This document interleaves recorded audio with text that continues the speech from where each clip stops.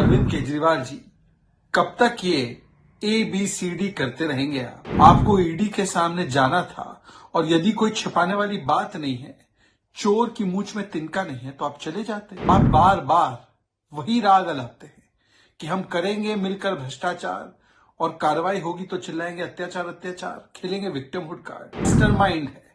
परंतु अरविंद केजरीवाल जी, कब तक ये ABCD करते रहेंगे आप? A for avoiding, B for भाग जाना, C फॉर कवर अप और D for diversion and drama. ये ABCD नहीं चलेगा। आज जब 5वां समन जारी हुआ था और आपको केंद्रीय एजेंसी के सामने जाना था, आपको ईडी के सामने जाना था और यदि कोई छिपाने वाली बात नहीं है, चोर की मूंछ में तिनका नहीं है तो आप चले जाते, सवालों का जवाब दे देते।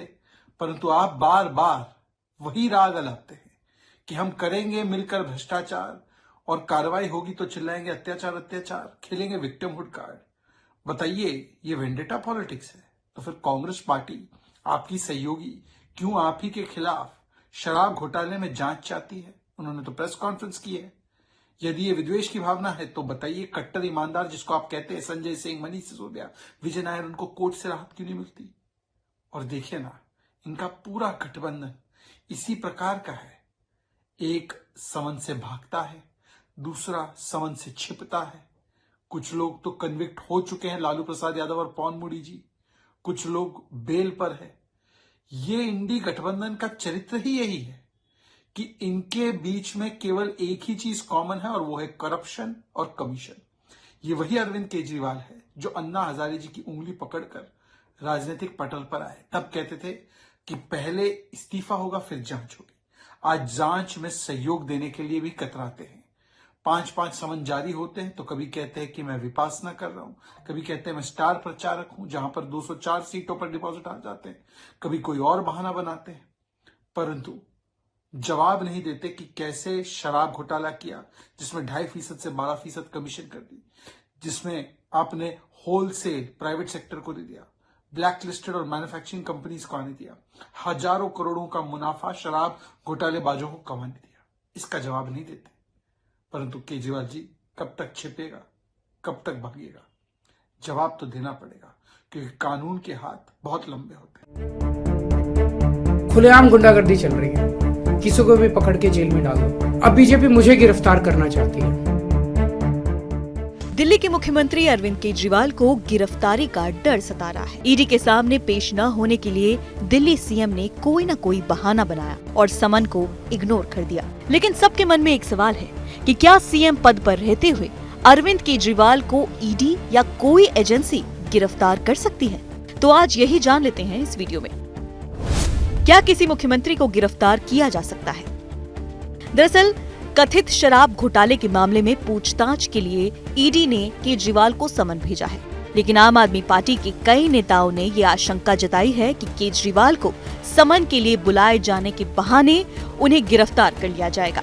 हालांकि ईडी अरविंद केजरीवाल की गिरफ्तारी की खबर को पूरी तरह से निराधार बता रही है कि इस समन का किसी भी इन्वेस्टिगेशन से कोई लेना देना नहीं है। ये एक राजनीतिक साजिश है।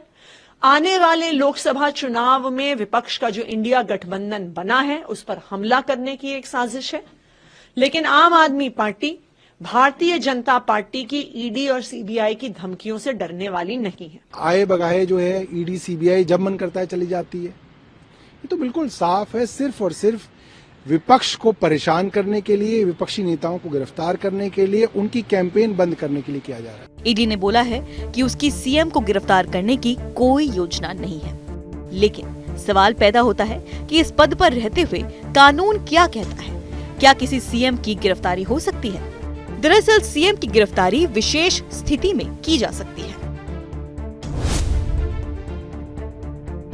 कोड ऑफ सिविल प्रोसीजर 135 के तहत किसी भी मुख्यमंत्री या विधान परिषद को गिरफ्तारी में छूट मिली हुई है। हालांकि ये छूट सिर्फ विधान मामलों में ही है। ऐसे में यदि किसी मुख्यमंत्री या विधानसभा सदस्य पर किसी प्रकार का क्रिमिनल मामला दर्ज हो जाता है तो कोड ऑफ सिविल प्रोसीजर के तहत उसे छूट नहीं मिलती है और उसे गिरफ्तार किया जा सकता है। हालांकि यहाँ एक और नियम लागू होता है और वो ये है कि विधानसभा अध्यक्ष की मंजूरी मिलना जरूरी होता है।